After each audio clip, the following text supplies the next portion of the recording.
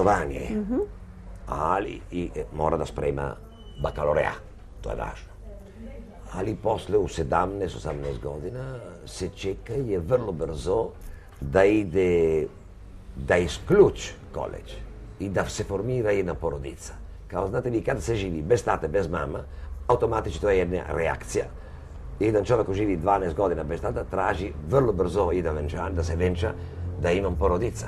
Kao, to je kompensacija, razumete vi? Izvinite moj srpski, razumete vi? To je kompensacija. E, to je normalno, bez tata, bez mama tražimo vrlo brzo da idemo venčani. Ovako mi sam venčao u Italiji vrlo rano, 24 godina stara. I u Pezaru ste našli lepu zelenoku devojku kojom ste se oženili?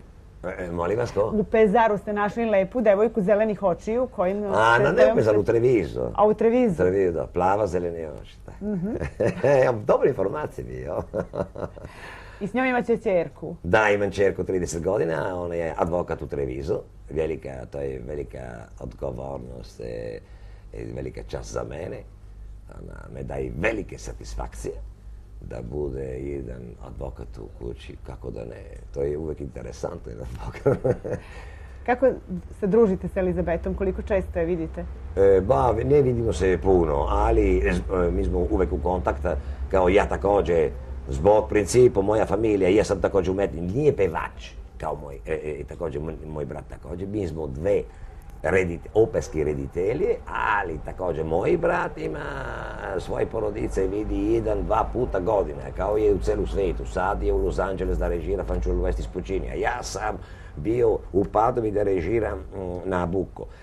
Znate vi, to ne može sve. Naša profesija, to je teško. Vi ste savremeni nomadi? Molim vas? Savremeni nomadi. Nomadi, da. Specijalni nomadi. Za nivo, ali nomad. Ma to je realno, moj tata rekla ovako, ja sam jedan nomad za Rolls Royce, ali ja sam nomad. Realno, naša profesija ovako, sad mora da radi, vidite i glumac. Problem porodice je tako da kada mali, kako zove, sinovi ili čerke je bez porodica, oni i traži jedna koordinacija života. I ovako radimo šta može da radi najvažnije, da mi smo u kontakt, ako imam problem, razgovaramo kao tata, čerka ili sin, šta treba, ali je teško da koordinira zajedno. Kao ne živimo svakog dana, se vidimo od ujutro do večer, se vidimo 2-3 puta godišnje, i to je teško da koordinira na porodica, ali do kada me se javi, čao, mali tata i tako dalje, od 30 godina čerka, to je lijepo.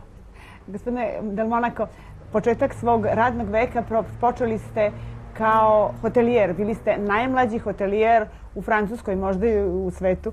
Tako, ne u svetu, ali posle ima i bakalaureat. Bili ste vlasnik hotela sa 18 godina. 18 godina, tako je. Početak posle, znate vi, na naša porodica, moj tata, početak vrlo rano da učim i da radi.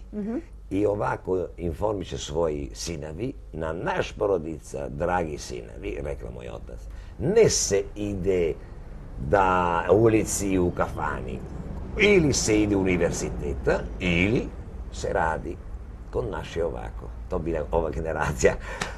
Šta ima ovako, ja nisam planirao moj diplom, komerski diplom u Švajcarsku, posle toga 6 mjeseci, ja sam planirao da bude hotelier, ovako, ja sam investirao moje vreme u Parizu 9 godina, ja za veliki uspeh, realno. Tamo ste imali hotel koji je nosio ime The Bern. Poneli ste sa sobom deo Švajcarske u Pariz. I bilo lepo, dobro sam živio, ali... I vi i Giancarlo ste držali taj hotel? Da, realni. I kako je hotel izgledao? Imao je 6 spratova? Imao 35 sobe, 70 krevet. Ja sam radio za celu agenciju u svijetu i avion kompanije i tako dalje. Ali, znate Šta, spavanje i doručak? Nema ručak, nema večera? Ne, samo bed and breakfast, na primjer, doručak ujutru. Ne, može, problem, kuhine, bože moj, znate vi, veliki problem. Posle, gastronomija je delikatna. Svako zemlja traži svoje kvaliteta, ili japanski, ili kineski, ili ruski, ili italijani, specijalni. Znate, vi traži svoja gastronomija, ovako, ja ne traži da me maltretira, i do ručko i da spava, idite vi u restoran gdje vi treba, ali kod mene spavate vi dobro i dobro došli na moj hotel. Ali moj brat početak vrlo brzo, On u 18 godina počeo da bude reditelje. Posle 9 godina, ne znam zašto, tata peva. I mama bila uvek od tata. Moji brat reditelji, di šta radiš? Ja uvek atelije. Ja volim. Moja mama bila ljuta, ma šta ti si investirati u moje vreme.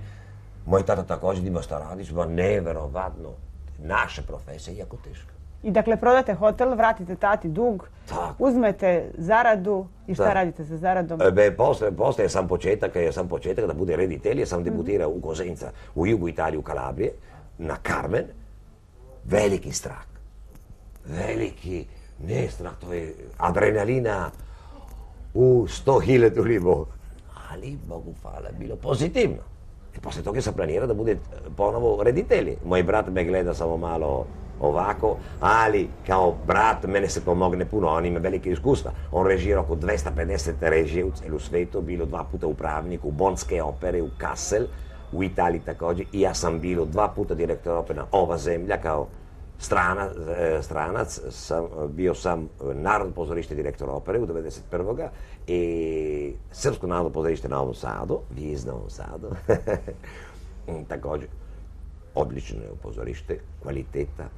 Srpska Atina, Novi Sad. Priča se. Srpska Atina.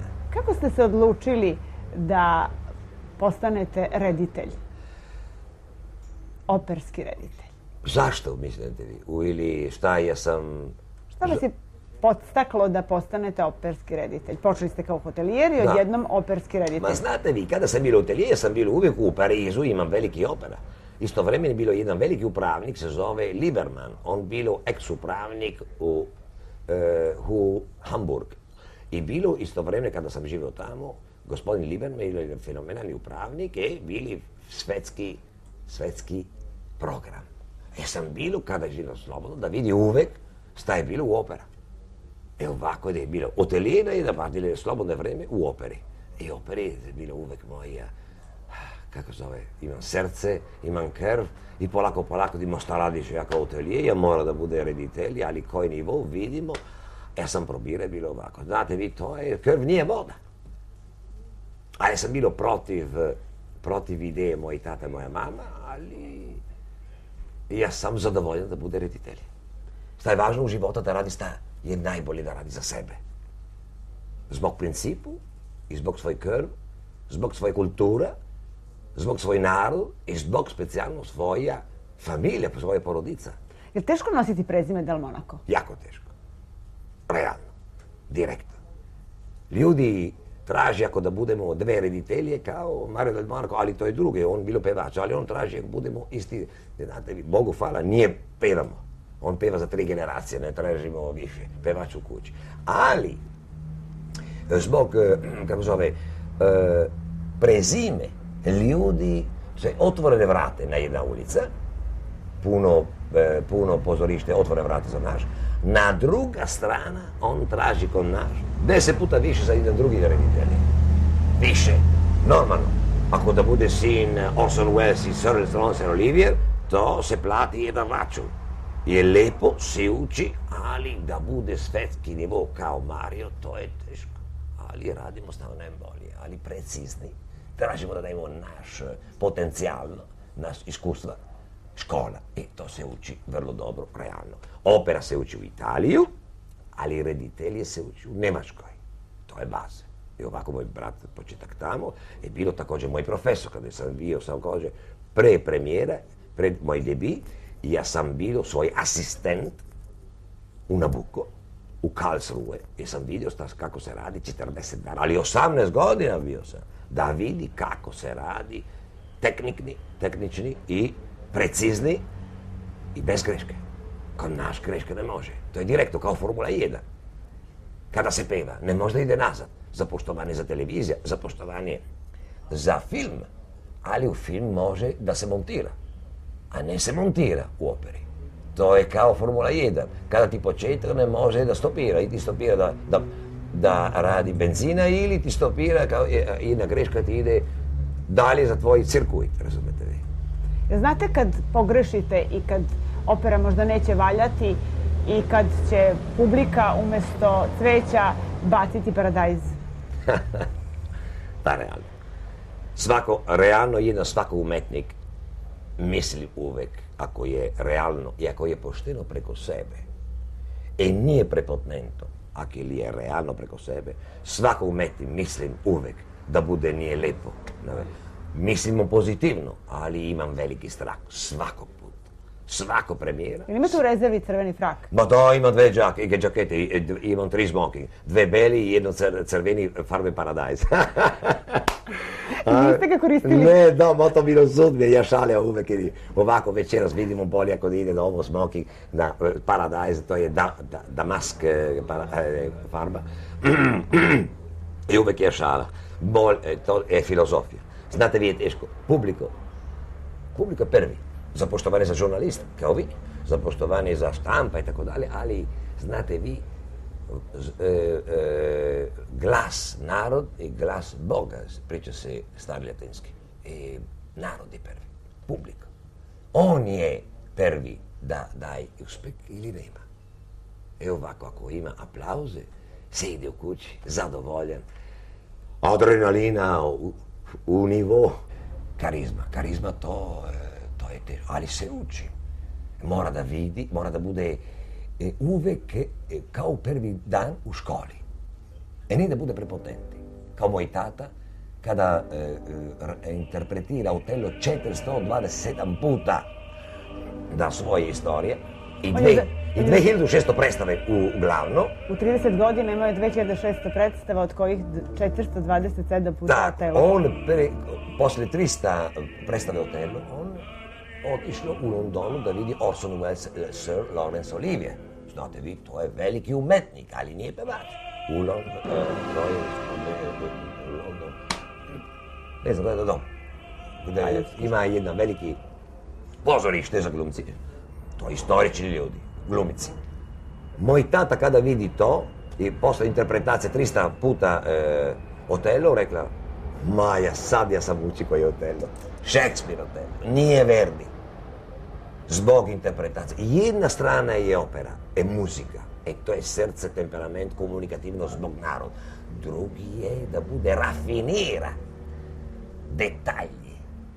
Kako se radi Otello, šta interpretira Šekspir. To, jedna strana mora da bude komunikativni zbog publika i na druga strana mora da bude rafiniran za jedan elit publiku, žurnalist, na primjer, ako voli da vide još nešto Otello, nije jedan pevač normalno. To mora da bude jedno, drugo. Ma znate vi da naš pozorište je teško, traži puno kvalitete, to je teško.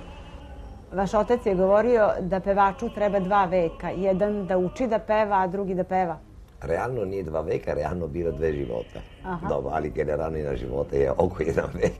Bogu pa, ne, realno je, ova profesija je teška i realno traži da učim puno. Nije samo da peva, ali da interpretira i da bude, da može više za sebe i za interpretaciju.